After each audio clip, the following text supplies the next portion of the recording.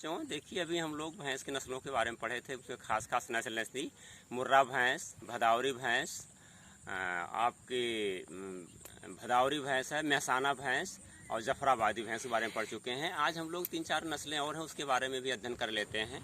इसमें आप देखिए, एक नस्ल होती है नीली रावी।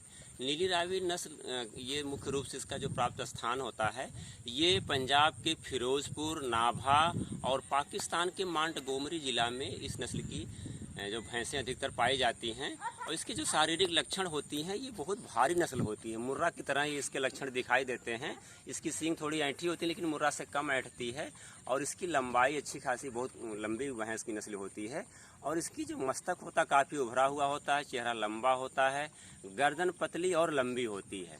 और इस नस्ल की जो विशेष पहचान होती है, इसके मस्तक पर सफ़ेद रंग का धब्बा पाया जाता है। इस पर इसे चाँद कहते हैं, उस टाइप पाया जाता है। और इसके पैरों पर, पूंछ पर, कहीं कहीं पेट पर सफ़ेद रंग के धब्बे पाए जाते हैं। इस नस्ल की विशेष पहचान होती है।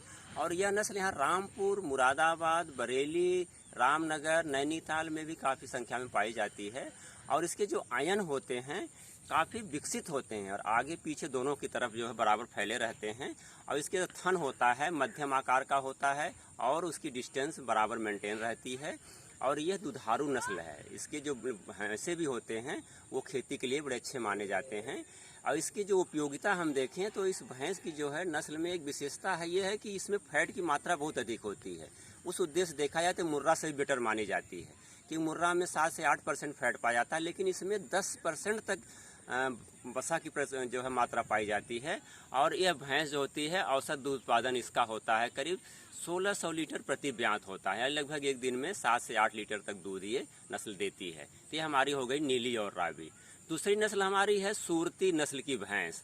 सूरती नस्ल जानते हैं कि सूरत जिला भी है गुजरात में। तो सूरती, इसका अगर प्राप्त स्थान हम देखें तो वहाँ गुजरात में एक ज़िला है केरा, वाडियाल, बड़ौदा, वहाँ पर इस नस्ल की भैंसें अधिकतर पाई जाती हैं।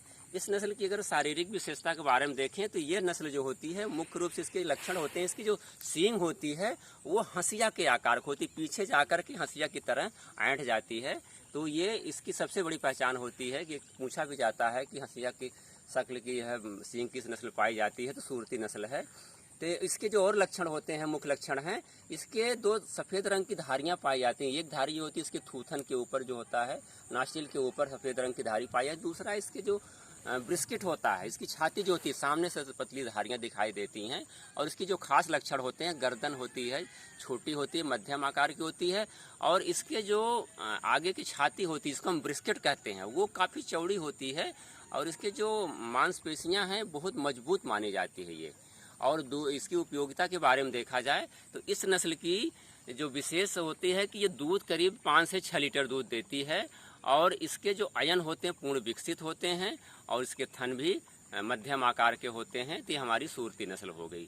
तीसरी नस्ल हमारी है नागपुरी नस्ल। तो नागपुरी नस्ल की भैंस जो होती है, इसका प्राप्त स्थान देखा जाए तो आप नागपुर है, अकोला है, अमरावती है, वर्धा है, वहाँ पर इस नस्ल की भैंसें पाई जाती हैं। और इसकी ये मध्यम आकार की होती है, बहुत अच्छी नस्ल नहीं मानी जाती है।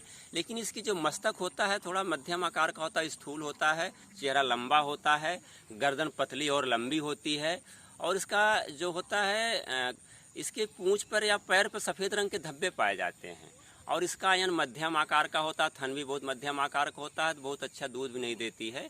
लेकिन ये नस्ल जो होती है उस क्षेत्रों में अधिकतर पाई जाती है, महाराष्ट्र के क्षेत्रों में। तो ये इसका दूध की मात्रा करीब 5 से 6 लीटर ये भी दूध देती है। ये नस्ल हमारी हो गई नागपुरी नस्ल की भैंस। एक बार एक परीक्षा में आ भी चुका, पिछले साल की परीक्षाओं में नागपुरी नस्ल की भैंस के बारे में आया भी था। तो अगली नस्ल हमारी है तराई नस्ल। तराई नस्ल जानते हैं कि तराई क्षेत्र हमारा बहुत बड़ा है।